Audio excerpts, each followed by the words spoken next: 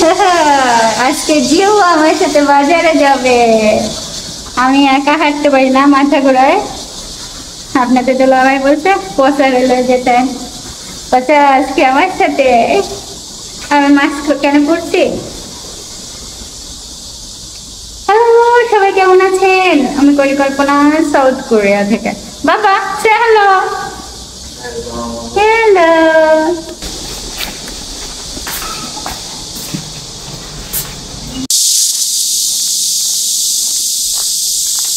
গরম, প্রচুর গরম।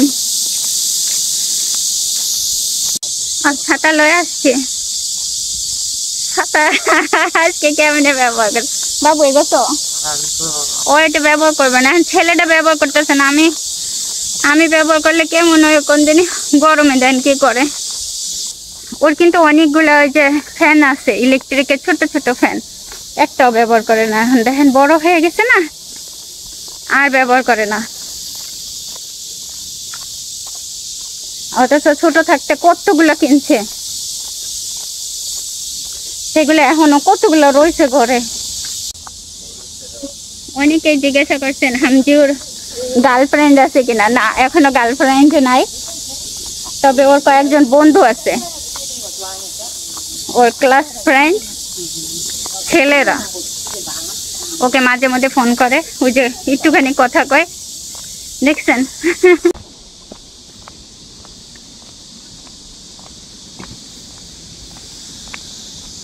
ওকে,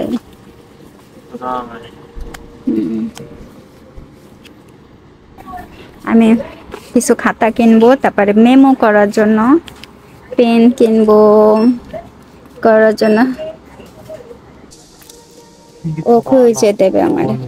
এইটা ভালো, ও বলতেছে এইটা ভালো। ওরে অর্ধেক অর্ধেক আসতেছে। ওরে ভাই, আমি ওরে একটু একটু ভিডিও করতে যাচ্ছি, ও খালি পিছন সরে যাচ্ছে। একটু লাভ ঠাপ দে, লাভ আনদে পিঙ্ক সে কিরণ সে হামজি অতঙ্গ জোয়া দেখছেন, একটু লাভ ঠাপ দেবে না। এই আই গাই গয়ে এলা ব্যবহার করো।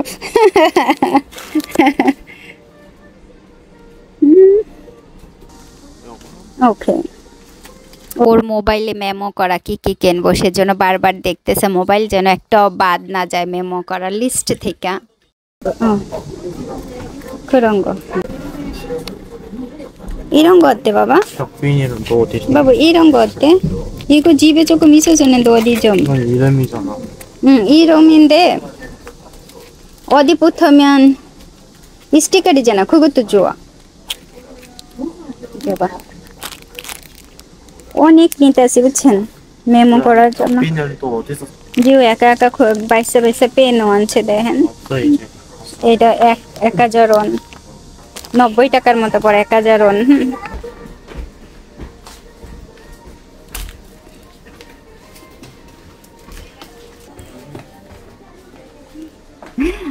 আজকে জিওকে হায়ার করে নিয়ে আসছি, আমার কি ভালো লাগতেছে, খুবই ভালো লাগতেছে। মনে হচ্ছে যেন ওরই বেশি ভিডিও করে। হয়ে গেছে। এই পাশ থেকে ন্যাপথলি নেব, বেকিং পাউডার নেব। কষ্ট হয়ে গেছে আমার। ওই উপরে ন্যাপথলি এইরকম একটা নিয়েছি, বক্সেলা এর আগেও নিয়েছিলাম। তো বক্সেলার একটা আর 2টা ন্যাপথলি।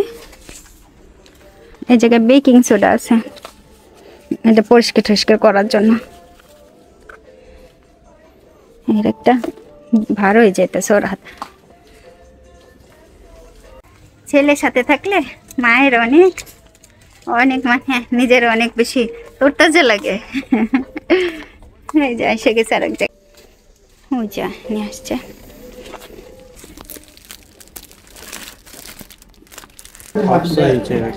ওকে আমি বলছি যে ওর কাছে মেমো পাঠাইছি, সে মেমো দেখে দেখে আমাকে সাহায্য করতেছে কি কি কিনবো। খাজা এইটা থেকে যায়।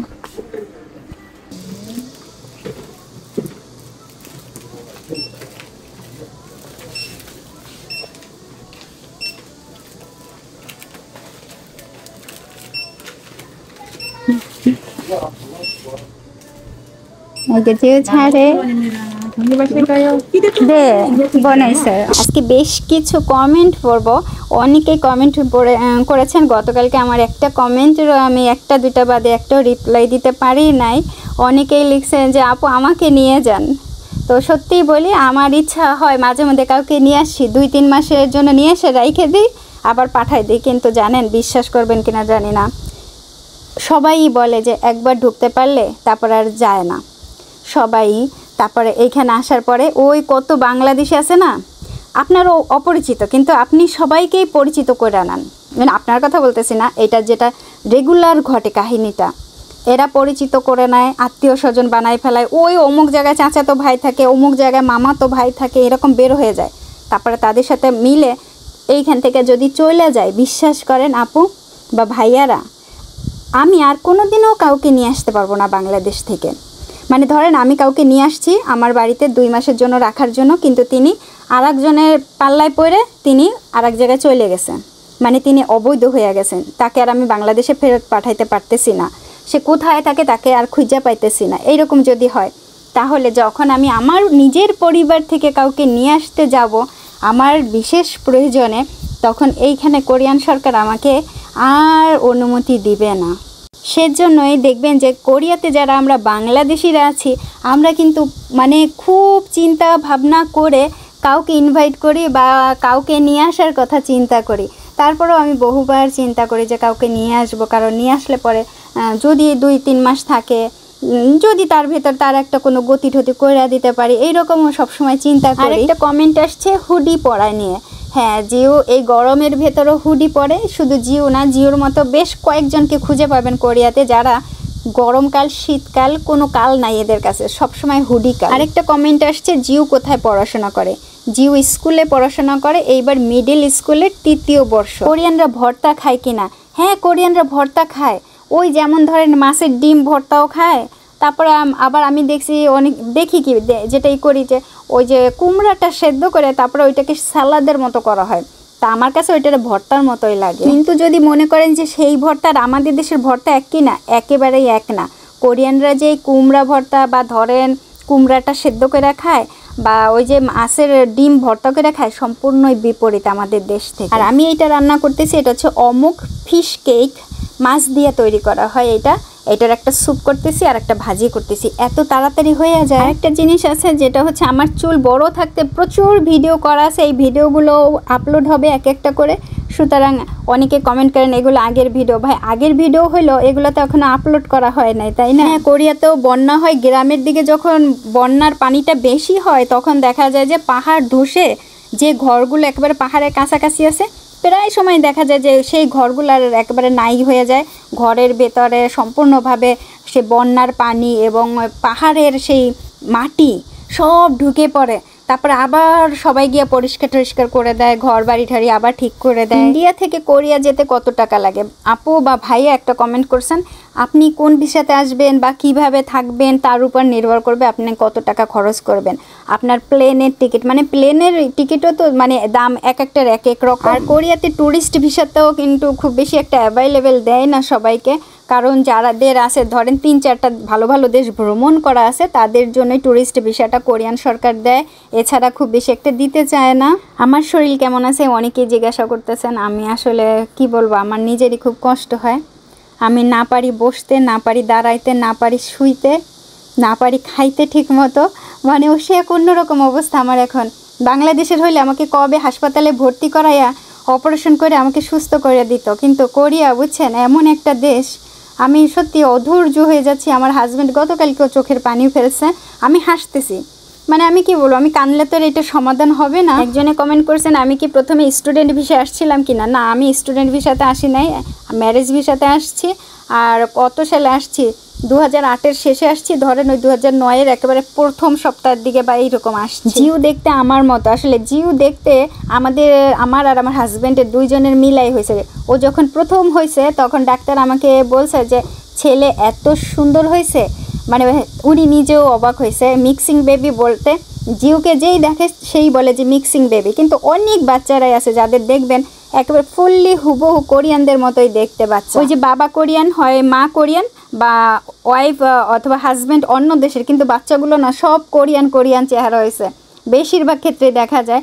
দুই একটা বাচ্চার ক্ষেত্রে আলাদা, তা জিও ঠিক ওই রকম একেবারে হুবহু জিও দেখতে, মানে একেবারে দেখলেই বোঝা যায় যে মিক্সিং বেবি। জিওর হাতের শেপ, কান, এগুলো সম্পূর্ণভাবে আমার হাজব্যান্ডের মতো দেখতে। আর জিওর নাকটাও দেখবেন যে একেবারে সরাসরি এরকম লম্বা উপর দিক থেকে, ওইটা আমার হাজব্যান্ডের নাকও লম্বা, আমারটা একটু ভাঙা নাক। তো কোরিয়ানদের নাকও কিন্তু সুন্দর হয়, ভোচা নাক সবার না। তারপরে চোখের যে ভাঁজ এটা আমার পাইছে, মানে ওর সমস্ত কিছু দেখা যায় যে মিক্সিং, এইটা আমার ওইটা আপনাদের দুলা ভাইয়ের এইরকম। তা আরেকটা কথা বলি যে আমাদের খাওয়া নিয়েও অনেকে খুব বাজে কমেন্ট করতেছেন শর্টস ভিডিওগুলোতে। এমন একটা অবস্থা মনে হইতেছে যেন পেজ আমার না, চ্যানেল আমার না, যেভাবে বাজে কমেন্টগুলো আসতেছে ওনাদের পেজ, ওনাদের কমেন্ট করার সমস্ত কিছু। কয়েকজন তো বলতেছে অনলাইনে আসছেন, বাজে কথা নিতে না পারেন তা আসেন কেন? তা আমি বলি তাদেরকে, বাজে কথা বলার জন্য যদি তুমি অনলাইনে আসো, তুমি কেন আসো? তোমার মনোভাব চেঞ্জ করে আসো। এখন কোনো কমেন্টের রিপ্লাই দিতে পারি না, এর ভেতরে সবাই এসে বলে এই মহিলা ভালো না, এই মহিলা মূর্খ, জ্ঞান কম, সবাইকে ছোট করে, তারপরে হ্যান ত্যান, ভাই রে ভাই, এই যে কমেন্টগুলো বিশ্রী বিশ্রী কমেন্ট, আপনারা বিশ্বাস করবেন না, শর্টস কিছু ভিডিওতে ভরা একেবারে তাদের নেগেটিভ কমেন্ট। কেন মানুষজন এত নেগেটিভ কমেন্ট করতেছে আমি জানি না, এত হিংসা। জাস্ট আমি জানি কি জন্য হিংসাটা করে, আমাদের দেশের ধর্মটা এত বেশিভাবে ফলো করে মানুষজন, কিছু মানুষজনই করে যে ধর্ম ছাড়া কিচ্ছু চেনে না। আমি তো সবসময় বলি ধর্ম নিয়ে যে কমেন্ট করবে আর যে কমেন্ট করবে তাকে যে রিপ্লাই করবে, দুইজনকেই ব্লক। মানে আমি সবসময় কিন্তু এইটা কথাটা বলি। এখন অনেকে বলে তোর ধর্ম বলতে কি লজ্জা করে? না, আমার লজ্জা করে না। তুমি যে বলো সারাদিন তুমি এই, তখন লজ্জা করে যে সারাদিন খালি ধর্মের এই বিষয়টাই জিজ্ঞাসা করে। বুঝতে পারছো আমার কথা? বুঝলে বুঝপাতা, না বুঝলে তেজপাতা। আপনার যদি আমার ভিডিও দেখতে ভালো না লাগে তাহলে একটু স্কিপ করেই যান, কিন্তু হবে না, তারা বাজে কমেন্টটা করবেই, কমেন্টটা তাদের করতেই হবে। আমি বলি কি ভাই একটু পাশ কাটাই যান। তারপরে কথা হয়েছে কি, কিছু মানুষে কমেন্ট করতেছে, বাজে কমেন্ট করলেও আমরা সেটাকে রিপ্লাই দিতে পারবো না। কেউ বাজে কমেন্ট করতেছে, কেউ বাজে কথা বলতেছে, কিন্তু আপনি রিপ্লাই দেবেন খুব ভালোভাবে। হ্যাঁ, এটা শুধুমাত্র বাংলাদেশে সম্ভব বাজে কমেন্ট করা, কিন্তু রিপ্লাইটা আমাদের দেশে তো ওই রকমই দেয়, ডান্ডা মুগুর দিয়া, কি ঠিক কি না? তো আমি তো ডান্ডা মুগুর টুকুর এইগুলো কোনো কিছু ঠিকসে দিয়ে না, আমি জাস্ট বলছি ভাই আমাকে ঘরে কটা মুড়া ঝাড়ু আছে, যদি লাগে মুহের উপর ঠাস ঠাস করে দিব মনে। যারা ওই রকম বাজে কমেন্ট করে, এই কথাগুলো বলার পরেও এত বাজে কমেন্ট আসে, আমি জানি না ওরা ঝাড়ুর বাড়ি এত পছন্দ করে আমার হাতে, আর বুঝেন না, এত পছন্দ করে মুড়া ঝাড়ুর বাড়ি। ভাই রে ভাই, আমার তো সেই লেভেলের হাসি আসে। মানুষ এত পছন্দ করে ঝাড়ুর বাড়ি যে ঝাড়ুর বাড়ি খাওয়ার জন্য বারবার বাজে কমেন্ট করে।